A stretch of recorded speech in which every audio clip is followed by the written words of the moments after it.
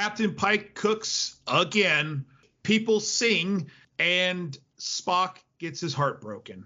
This is the long-awaited musical episode. Pop Tot, was it worth the wait? Yeah, I mean, I think so. You have to be into musicals. I mean, there's a lot of people that are not musical type people. A new day has begun. I was worried it was going to be like nonstop front to back musical. It wasn't. They're aware of what they were doing too, so that kind of made it cool too. It's like, no, I don't want to do it. Oh, here it comes, and they'd look around when the music would start. We're singing again, and it makes me confess things I'd never express. It was a good episode, but again, when you bookend the war one with the cartoon and the musical, it's kind of odd. But I think that the showrunners for this show in particular are taking just a lot of good risks. I think I felt good about this episode. I really did. It made me smile. Rather than question it, I deem it relevant. No longer will I dispute. All these actors that are in this show are ridiculously talented. Obviously, there were some people that were what I call stage singing, like Broadway singing. Yeah. And then you have Christina Chong and O'Hara's Celia Gooding. They had two kind of solos. Oh, yeah. Mm-hmm. And they were magnificent. They were like top notch. Yeah. I really enjoyed it.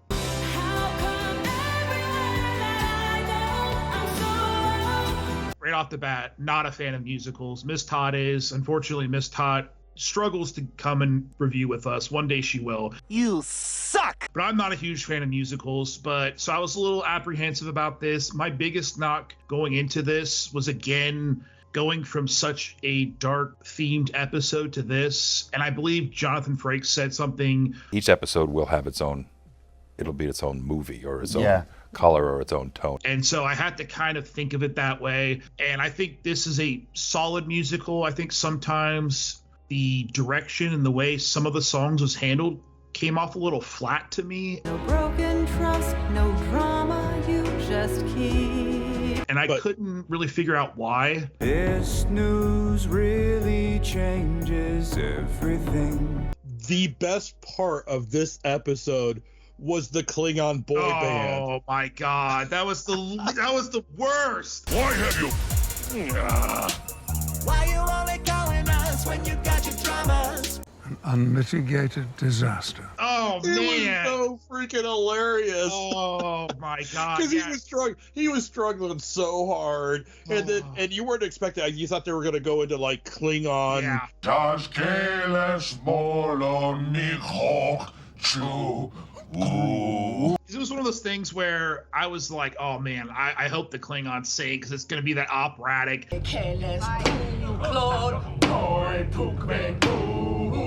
And then it broke into that, like, remember those YouTube versus videos where it'd be like some historical figure, and I'm like, what is going on? Can we stop this?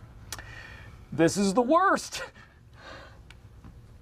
I like the crossover. I was like, how are they going to make a musical work in Star Trek? And I know there's going to be people that don't like it. That's fine. You don't have to like every episode. I'm proof of that. And for the most part, I think they pulled it off right, where, like you said, they were almost aware of it. We know we're singing. We know it's out of the ordinary. We know that something is definitely not the way it should be. That helped me not feel the musical presence, because I feel like musicals are almost... They're very theatrical, stage-esque, and sometimes the musical aspect kind of fell flat to me. For the most part, outside of Uhura's number, which was incredible. I had chills. It was the best song, the best lyrics.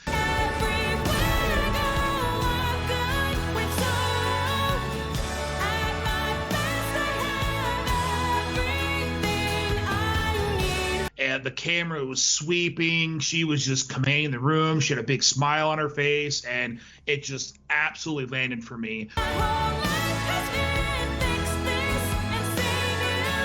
But yeah, it was, hats off to a talented cast, even though the auto-tune was clearly pretty heavy. Have to give credit when due. And I think the music was maybe a tad too loud.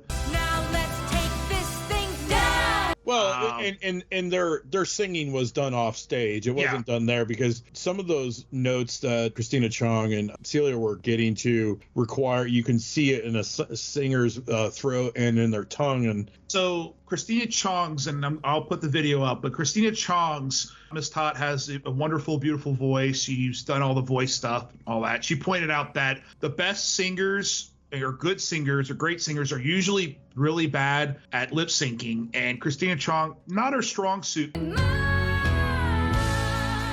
But I did notice when she was doing her solo number, the beginning part, I don't believe she was singing at all. I believe she was trying to lip sync. And then when they showed the montage of her and Kirk, that part after she started getting emotional, you could see her throat. I believe she was singing right there. I could be completely wrong. But her mouth and the way her tongue was doing that thing and her throat was moving, I'm like, I believe she was singing right there. 'Cause I'm designed to color inside the light. It's nice to dream that I could change my mind. But yeah, most of the time, like you said, it's just, them trying to capture their voiceover, which is probably really hard to do. I don't know how they do that. I think the one number for me that was a little odd, and ironically was probably the most musical bit of it all, Nurse Chapel's big FU/breakup to Spock. It was so musical and theatrical, and it was so fun that I'm like jamming, man. I'm just having a good time, and I'm like, oh, the lyrics, this is the biggest FU I've ever heard. I need to leave you, I won't fight it. I'm ready.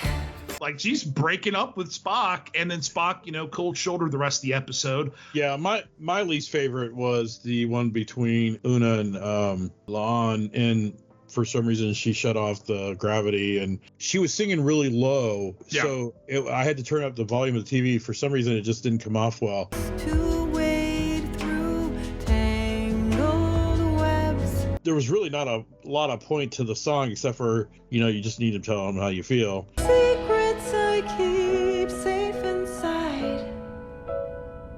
Then they had that outside shot that was CGI that looked really silly that they didn't really have to do. I don't know because they just twirled like a couple times. It was not like against the space or anything. But to further that plot is La'an basically came out to James and James Kirk and said, like, you really see me.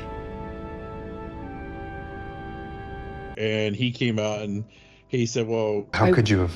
I actually think you'd like Carol. Because he even brought up the fact that she was pregnant with his child. A growing problem because Carol is pregnant. It was set up so well because Kirk did a really good job of saying, but I'm not that James Kirk. Paul Wesley has really won me over as Kirk. He's done a really good job. Good to see you again, La'an. You still owe me that drink, if I'm not mistaken. Pike being all exposed in front of his bridge crew, talking to his girlfriend, that was pretty funny. And singing. Marie, I'm gonna call you back. And Vega saying, I would prefer not to be a bunny either. Probably one of the best lines of the entire show. I feel like Mbenga was the only one that wasn't singing.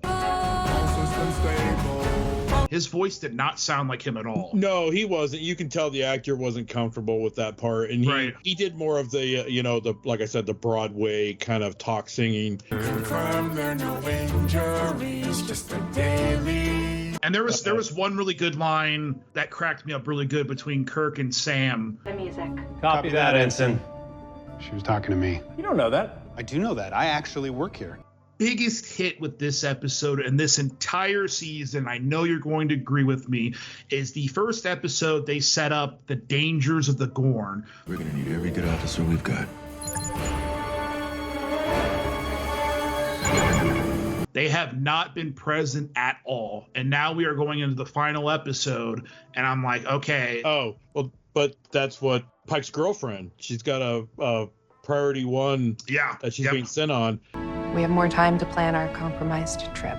I just got put on a priority one mission. They're just making traction in their relationship. She's going to do something, and my feeling she's going to get captured or killed. Yeah, she's going to die, and And it's going to be Gorn related. Yeah, I agree. Yeah, I was just like, okay, we've had this build up, and they haven't really shown them at all, and I feel like there was it's whatever. But overall, what would you rate Subspace Rhapsody? I would give it a B flat minor. Oh, I don't even know what that means, but I'm assuming that just means B, hopefully. No, it's a musical, so why not give it a musical note? Okay. Stop it. Get some help.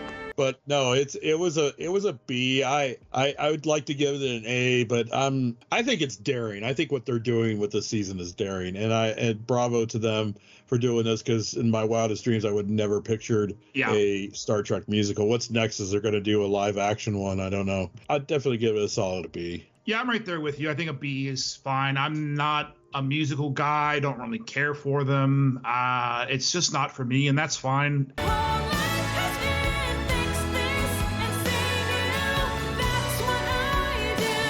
You said it's a big risk to take, especially after the episode we just got. And I think for the most part, it worked well. Some of the songs didn't really land for me. The one that did was Uhura's, which I thought was beautiful and was interesting and compelling.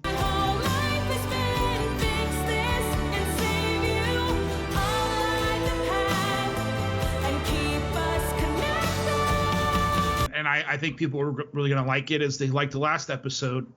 But yeah, it's just not for me. And I think it wasn't as good as something like the Psych musical, which I think, again, nailed that theatrical element I expect. We're all good. Would you please stop interrupting? All I know is just me, always cleaning up the mess while your hair gets the credit, getting people to confess. Part of me thinks that they weren't trying to do that because everybody was aware that they were singing. So maybe that's why. I don't know. I would love to hear what you guys have to say about this one. Is this a good episode? You guys enjoy it? Is it just too big of a swing and miss? Let us know down in the comments, and we'll see you guys on the next one. Bye, Tots.